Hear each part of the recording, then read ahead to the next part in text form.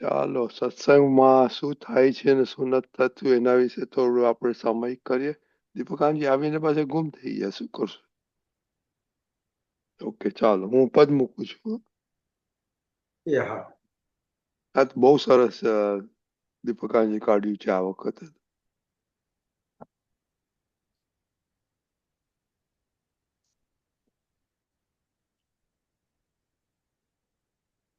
સત્સંગનું મહાત્મ સમજાય છે.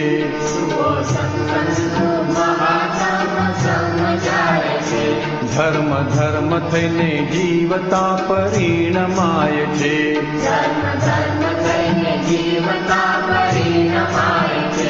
જુઓ સત્સંગનું મહાત્મ સમજાય છે.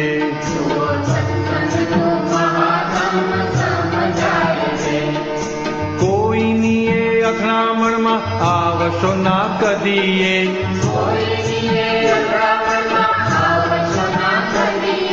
આજ વાક્ય આરાધને મિલે મોક્ષ કહીએ.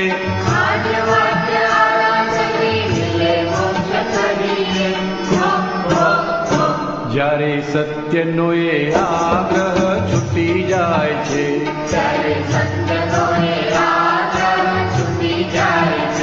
ત્યારે વિતરાગ સંપૂર્ણ ઓળખાય છે.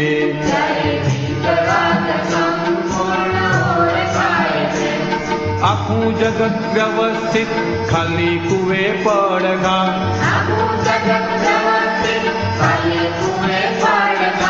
આજ વાક્ય આરાધને જ્ઞાન મોક્ષ જપતા.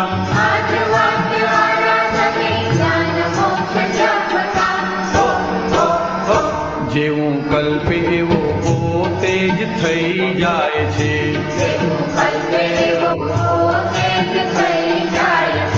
આત્મ સ્થિરતાથી અહીં મોક્ષ વર્તાય છે.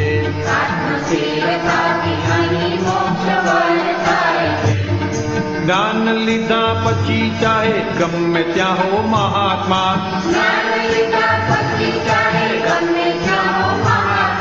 યાદ આવે અવસ્થામાં હું છું શુદ્ધ આત્મા.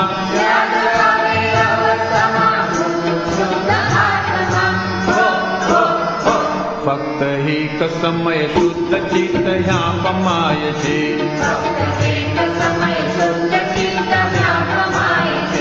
અંતકાળે પૂર્ણ કેવળ જ્ઞાન થાય છે.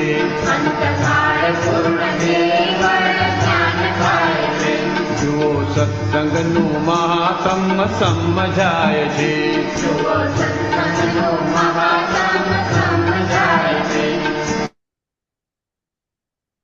જય સચ્ચિદાનંદ. દીપકાનંદજી જય સચ્ચિદાનંદ સાહેબ. જય સચ્ચિદાનંદ. સંતોષાનંદજી હાજી સાહેબ. પ્રકાશ પાડો.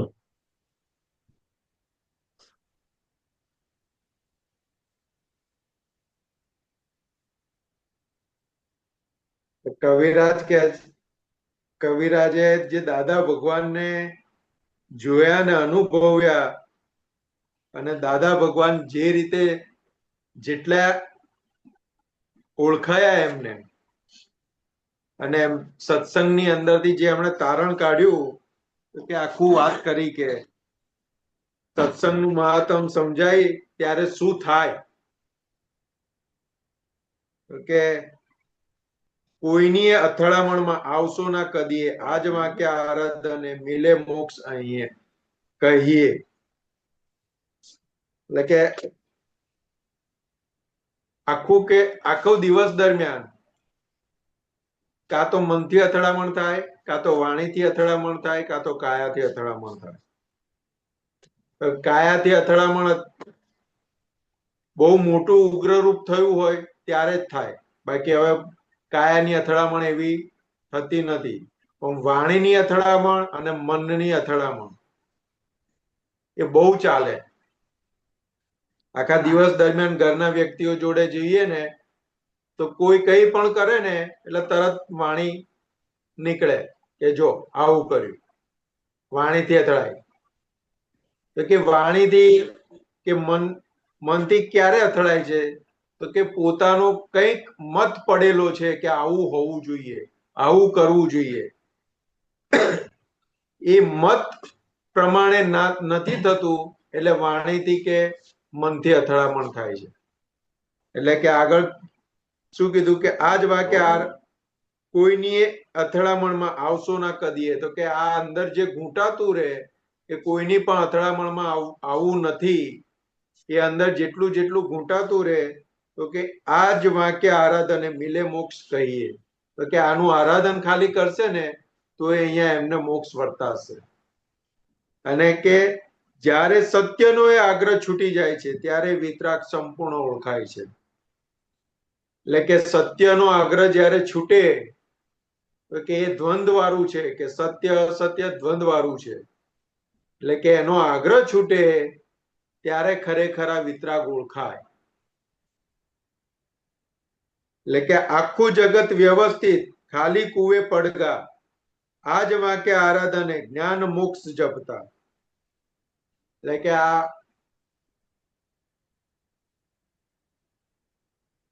ખાલી કૂવો હોય ને, એટલે કે કૂવાની અંદર આપણે જેવું બૂમ પાડીએ એવો પડઘો સામે આવે છે. એટલે કે આખું જગત વ્યવસ્થિત, ખાલી કુવે પડગા. એટલે કે આપણે જેવા કુવાની અંદર પડઘા બોલેલા છે એવા પડઘા પાછા આવી રહ્યા છે. એટલે કે આખું જગત વ્યવસ્થિત, તો કે આપણું આખું જગત છે એ વ્યવસ્થિત છે. તો કે મન વચન કાયાથી લઈ અને રૂપી જેટલું પણ દેખાય છે, રૂપી અરૂપી, એ બધું વ્યવસ્થિત છે.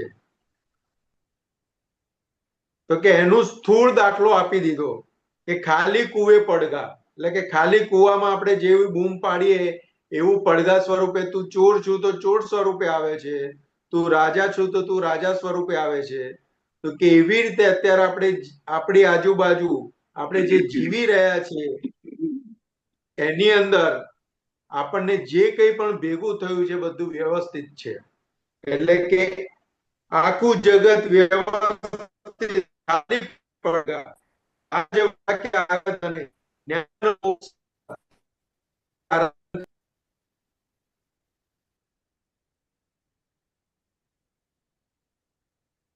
સંતોષ આનંદજી, અને એને એટલે કીધું જ્ઞાન મોક્ષ જપતા. એટલે કે એનું જ્ઞાન મોક્ષ અંદર જપમાળા ચાલુ થઈ જાય છે. એટલે કે હું શુદ્ધાત્મા છું એની જપમાળા ચાલે છે. જ્ઞાન જેવું કલ્પે એવો પોતે જ થઈ જાય છે. આત્મ સ્થિરતાથી અહીં મોક્ષ વર્તાય છે. એટલે કે જેવું કલ્પે એવો પોતે થઈ જાય છે. એટલે તો કે આખો આપણે હિસાબ સમજાઈ ગયો, વ્યવસ્થિત છે સમજાઈ ગયું. એટલે કે પોતે શુદ્ધાત્મા થયો. એટલે કે પોતે જેવો કલ્પે, આત્મા સ્વરૂપ કલ્પે એટલે આત્મા જેવો થઈ જાય. એટલે આત્મ સ્થિરતાથી અહીં મોક્ષ વર્તાય છે. એટલે કે અંદર જે સ્થિરતા ઊભી થઈ એટલે મોક્ષ અહીંયા વર્તાય છે. પછી કે છે જ્ઞાન લીધા પછી ચાહે ગમે ત્યાં હો મહાત્મા, યાદ આવે અવસ્થામાં હું છું શુદ્ધાત્મા. એટલે કે આ જ્ઞાન લીધા પછી કોઈ પણ અવસ્થા હોય, સાતા અસાતાની, ભોગવટાની કોઈ પણ અવસ્થા હોય, કે દરેક અવસ્થાની અંદર શું યાદ આવે? તો કે હું શુદ્ધાત્મા છું, હું શુદ્ધાત્મા છું. એટલે કે આ અંદર ગમે તે જગ્યાએ હોય ને ગમે તે અવસ્થામાં હોય પણ એને મહાત્માને આપણને અંદર નિરંતર રહે કે હું શુદ્ધાત્મા છું. એટલે ફક્ત એક સમય શુદ્ધ ચિત્ત હા પમાય છે, અંતકાળે પૂર્ણ કેવળ જ્ઞાન હા થાય છે. એટલે કે ફક્ત એક સમય શુદ્ધ ચિત્ત, એટલે કે આ શુદ્ધ ચિત્ત એક સમય અહીંયા પમાય છે. તો કે આપણને શુદ્ધ ચિત્તનો સ્વાદ અનુભવ અહીંયા થાય છે. અને અંતકાળે પૂર્ણ કેવળ જ્ઞાન હા થાય છે. એટલે કે છેલ્લે શું? તો કે કેવળ જ્ઞાન. અહીંયા થાય છે. એટલે કે આખી આપણી રૂટીન લાઈફની જે અવસ્થાઓની અંદર અંતસ્કરણની અવસ્થાઓની અંદર જે કંઈ પણ બની રહ્યું છે, તો કે એની અંદર તો કે પહેલું તો કે અથડામણ, મારે કોઈની અથડામણમાં નથી આવવું. પછી શું કે છે, તો કે આખું જગત વ્યવસ્થિત, એટલે કે જે કંઈ પણ મને હિસાબ ભેગો થાય છે, કંઈ પણ ભોગવટો આવે છે, તો કે બધું વ્યવસ્થિતના આધીન છે. અને જ્ઞાન લીધા પછી એટલે કે ગમે તે અવસ્થામાં ગમે તે જગ્યાએ મહાત્મા હોય પણ એ પોતે શુદ્ધાત્મામાં છે, એને નિરંતર રહ્યા રાખે એટલે કેવળ જ્ઞાન એનું ખુલ્લું થતું જાય, એટલે મોક્ષનો અનુભવ અહીંયા ખુલ્લો થાય. એટલે દાદા શું કે આ જ્ઞાન લીધા પછી નિરાકુળતા વાળો ભાગ, આકુળતા વ્યાકુળતા મટી જાય છે અને નિરાકુળતાનો ભાગ ખુલ્લો થાય છે. એટલે કે એટલો ભાગ ખુલ્લો થયો એટલે એટલો મોક્ષનો આપણને અહીંયા આગળ અનુભવ સ્વાદ ચાખવા મળે છે. એટલે કે આ સત્સંગનું મહાત્મ છે. કે સત્સંગ શું કરાવડાવે છે, તો કે આપણને કુસંગમાંથી સત્સંગ આપણને પોતે કોણ છે એનું ભાનથી એના સ્વાદ અને અનુભવ સુધી લઈ જાય છે. કેવળ જ્ઞાન સુધી આ સત્સંગ લઈ જાય છે. કે આ સત્સંગ એક જ એવું છે માધ્યમ, તો કે આપણને જે પ્રાપ્ત થયું છે એનો આપણને સંપૂર્ણ અનુભવ કરાવડાવે છે અને 360 ડિગ્રી આપણને લઈ જઈ શકે એવું છે.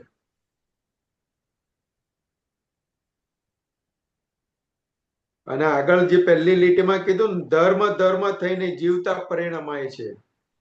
એટલે કે ધર્મ તો કે ઇન્દ્રિયોનો ધર્મ ને ધર્મ થઈને જીવતા પરિણમાય છે. તો કે દરેકનો ધર્મને માન્ય રાખી એને ઓળખી અને પોતે શુક્લ ધ્યાનની અંદર રહી અને બધું જીવી જાય છે. એટલે કે ધર્મ ધર્મ થઈને જીવતા પરિણમાય છે.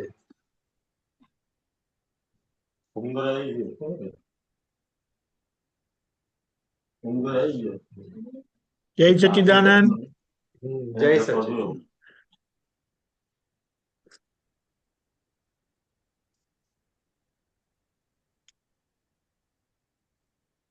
એટલે જે દાદાના છેલ્લા શબ્દો હતા ને, ચાલો સત્સંગમાં.